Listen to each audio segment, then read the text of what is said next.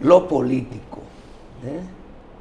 Que es lo que determina, Sí, sí, sí. en definitiva, el rumbo y el impacto de las economías. Aunque muchos dicen que la economía dirige la política, pero tiene que ser inverso para que pueda funcionar. La economía es política, economía política. Y la política tiene que dirigir la economía. ¿Y por qué? Porque son grupos de intereses.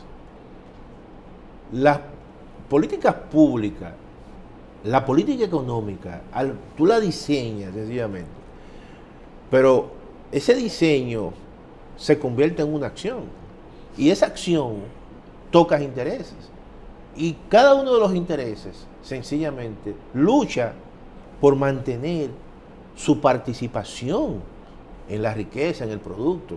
Cuando se pone en la mesa una discusión sobre la reforma fiscal, oye, los empresarios dicen, espérate, y tratan de cubrir y cuidar y proteger su patrimonio, pero los trabajadores también.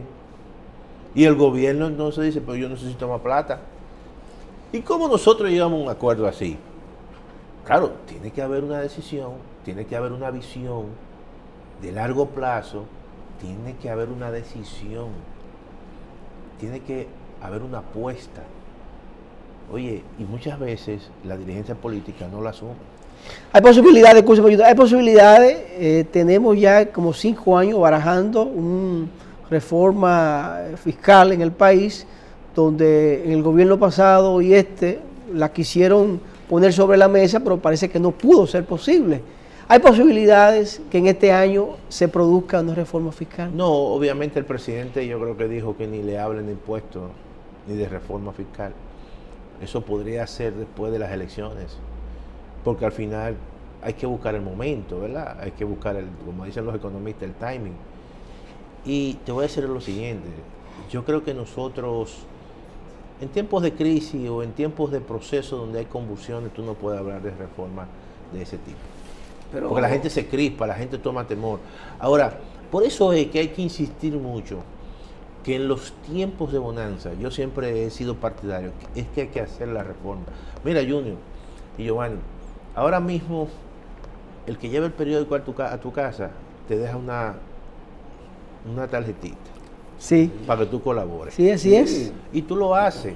¿Por qué tú lo haces? Porque tú, a lo mejor, todos nosotros recibimos recursos adicionales. Y tú dices, es verdad, déjame compartir. Le pones 300 pesos, 500 pesos. Pero cuando tú estás desempleado, ¿qué tú crees que ocurre? ¿Te resientes? Porque no puede. Entonces así ocurre cuando hay situaciones de crisis. Tú no le puedes decir a la población que saque su cartera y ponga... Eso no puede ser. Sin embargo... Y los empresarios, porque también pasa con los empresarios dejan de ganar.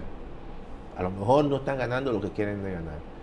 En el caso de los trabajadores, los salarios no se incrementan. Y entonces es una situación donde tú ahí vas a encontrar una resistencia en ambos grupos. Pero el aplazamiento permanente de la reforma que necesitamos, no es de la reforma, es de la que necesitamos, evidentemente ha seguido gravitando la carga impositiva sobre lo que menos tienen. Pero todo eso es parte precisamente de las discusiones que hay que hacer. El sistema que tenemos no es el sistema que obviamente. No, jamás, porque el 70% de los ingresos que recibe el Estado provienen de ¿dónde? De impuestos indirectos. ¿Y quiénes pagan esos impuestos indirectos? Consumidor final. El consumidor final, los de bajos ingresos, y el 30% son los más ricos. Las reformas no son así, las reformas tienen que tener un objetivo. Es una reforma que al margen de todo, de que sea una reforma que el Estado tenga más plata, que el Estado diga, mira, es para mejorar los servicios públicos, pero tiene que tener un impacto redistributivo en el sentido de que le quite la carga a los que menos tienen. A los que la están soportando. Claro. Entonces es así. ¿Y cómo evalúa así a vuelo de pájaro? Porque hablamos que en momentos de crisis no son recomendables las reformas. Sin embargo, Colombia acaba de meterse en un proceso de reforma fiscal y tributaria. Pero lo hizo en plena pandemia y no lo pudo hacer. Pero ahora lo hizo. Entonces, ahora las cosas han cambiado. Pero lo que te quiero decir, en plena pandemia, intentó. Claro. Y hubo un estallido, prácticamente un intento de estallido. Y donde quiera que se ha planteado transformaciones importantes, ha sido posteriormente a situaciones de crisis. Por ejemplo, Pero ahora lo que mismo... recibió era que más que una reforma era una contrarreforma para seguir grabando a los de abajo, los que estaban promoviéndose en ese momento. No, mira, yo te voy a decir una cosa, el presidente Duque, yo leí el documento, un Sí. documento como de 300 páginas, planteaba la creación de un ingreso y una renta universal para todo aquel discapacitado, persona que esté capacitada, todo el mundo iba a tener una renta básica universal, que es un esfuerzo que se está haciendo en Europa, pero esa era la fresa, porque los movimientos sociales y los demás sectores sintieron que iba a afectar el problema de la seguridad social, todos los otros problemas. no, está bien, pero no era el momento o sea, la sociedad colombiana ni le permitió discutir eso. Porque es que estaba en una situación de crispación, de temor, de pandemia. Sin embargo, por ejemplo, ahora el presidente Boric en Chile dijo, espérate, vamos a transformar el sistema de pensiones. Y lo sometió la reforma al sistema de pensiones acompañado de una reforma fiscal. Y es por la vía correcta, por lo menos yo estoy de acuerdo en el sentido de que un buen sistema de pensiones, como ocurre en los países donde hay buenos sistemas de pensiones, que no es como la gente aquí dice que el sistema de reparto le quiere meter miedo a la gente, Sí. que no es verdad, que no es un sistema de reparto per se, sino una combinación, pero donde el pilar fundamental El reparto. no es de reparto, sino es una renta básica universal, financiada con impuestos. Entonces, y otro que básicamente donde tú cotizas, y el tercero pilar es un pilar voluntario, como debe de ser, donde tú dices, bueno, Giovanni y Junior y Siriaco quieren más recursos, entonces yo agarro una parte de mis recursos y lo pongo en una AFP. Bueno, Pero no es fundamental, aquí al revés, aquí el sistema básico es de capitalización individual.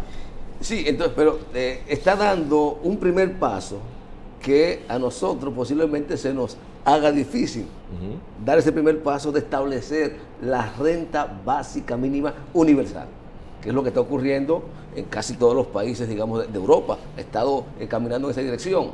Y el otro componente, y nosotros lo que aspiramos ahora es modificar lo que tenemos, la capitalización, porque es perjudicial para los trabajadores y las trabajadoras. Claro. E irnos, en principio, a un modelo estatal de reparto con todas las aditonamientos que tú puedas hacerle O imperfecciones. o imperfecciones mejorables. Pero esa es lo ideal es lo que plantea, poder llegar al escenario de las tres patas, la renta básica garantizada a todos los ciudadanos dominicanos, el reparto y la opción. Siriaco está inconforme con lo que va a recibir cuando se retire, o Siriaco, ¿te acuerdas de la desigualdad médica? Sí, así mismo. Va, no sé, una FP, yo voy a pagar un 1% adicional. Claro. Que es voluntario. Que es voluntario, no obligatorio. Claro. Ahora, fíjate, por eso hay que plantear una reforma fiscal, porque la reforma fiscal te va a dar plata para hacer eso, para tú plantear mínimamente esa franja. Pero, y eso es cohesión social. Pero además va a pellizcar un ching a los ricos, Porque, los que por más ejemplo, tienen. Va a pellizcar un ching a los que más tienen. Al final, por ejemplo, yo oigo mucho a los economistas que te dicen, sí, es verdad, pero hay que hacer una reforma fiscal y aquí eso te meten miedo también con el tema de la reforma fiscal. Al final eso está en la Estrategia Nacional de Desarrollo y eso habrá que hacerlo en algún momento. Y déjame decirte lo siguiente, cuando aquí se comiencen a pagar las primeras pensiones, eso va a acelerar mucho proceso de reforma, porque ahí realmente la gente se va a dar cuenta que recibiendo 8,000 o 9,000 o 10,000 pesos ante un costo de la canasta básica que hoy ya ronda casi los 26,000 pesos, entonces la gente va a decir, espérate. Y ahí entonces muchos procesos que nosotros hemos tenido trancados con miedo se van a hacer. Doctor, aunque no estaban establecidos en orden ascendente ni descendente los tres grandes pactos: educación. Sí, claro.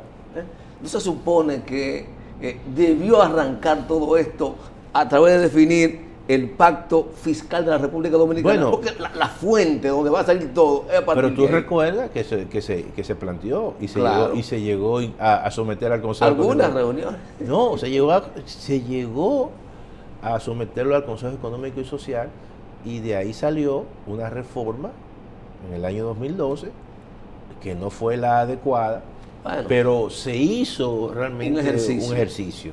¿verdad? Pero eso no es la reforma que se quiere, porque quedamos con la misma presión tributaria. Entonces, lo que se aspira es, y lo que se aspiraba es que al 2025, oye bien, desde esa época al 2025, se tuviese una presión tributaria de casi un 24%, y apenas lo que tenemos es un 15%.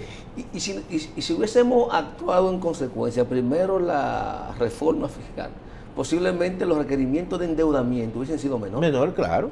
No, y los déficits del sector público menores, evidentemente. Y eso ha sido así. Entonces, ¿cuál ha sido la contrapartida? Bueno, el endeudamiento. ¿Le preocupa al doctor Antonio Siriaco Cruz el nivel de endeudamiento de la República Dominicana? Se dice que en lo que va de este gobierno, más de 20.000 millones. ¿Eso es así? Mira, siempre es preocupante el endeudamiento. Y más en una coyuntura donde las tasas de interés están altas. Por ejemplo, inmediatamente el próximo año, quizás en enero o febrero, cuando se someta a una parte de los bonos soberanos, se van a someter a tasas mucho más altas, rendimientos mucho más altos, que te está exigiendo el que va a comprar el bono dominicano. ¿Qué significa eso? Que el coste de la emisión de deuda para nosotros es mucho más costoso. Ayer la Reserva Federal acaba de incrementar su tasa de referencia en 50 puntos básicos. Posiblemente en esta semana o en la próxima, el Banco Central, quizá calladito, también incremente su tasa de política de referencia. Eso significa que las tasas de interés en los mercados se incrementan, porque si ustedes observan el cambio de postura del Banco Central, de una política monetaria acomodaticia. Acomodaticia implica que induce a baja tasa de interés, y lo hizo en los años pandémicos, donde las tasas de interés prácticamente eran un 8.5, un 9. Ahora usted va a buscar recursos para consumo y le sale casi un 19. A un 19. ¿Y qué significa eso? Que te está ralentizando el consumo y la inversión también.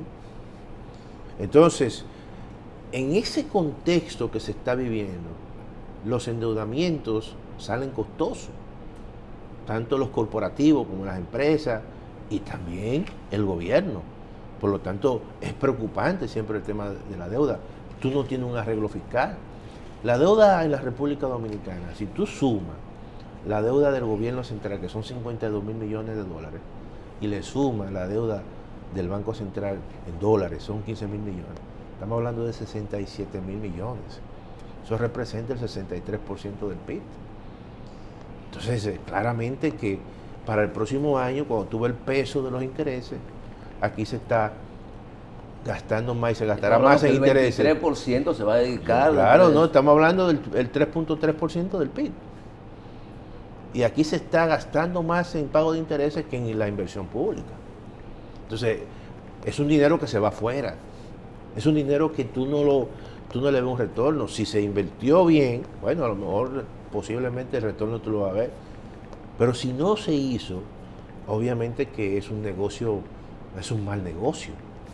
Entonces, siempre el endeudamiento es muy hay que tomar en consideración. Ahora, ¿qué ocurre? Mira, ¿qué pasa con el endeudamiento del mundo en esta época? Ahora todo el mundo está endeudado. En los años 80 la deuda era muy regional. Y entonces los Estados Unidos, cuando estaba Reagan, que México, Argentina y Brasil se juntan y llaman a una especie de no pago de la deuda. Y el presidente Reagan lo acusa y le dice, mucho ojo con eso. Y entonces vienen una serie de soluciones a partir de los organismos internacionales como el Banco Mundial, y surge ahí la iniciativa de los bonos Brady. Bueno, buscándole una solución, pero ahora no, ahora está endeudado Estados Unidos. La gran deuda ahora mismo son los países desarrollados. Esa es la gran deuda, ¿eh?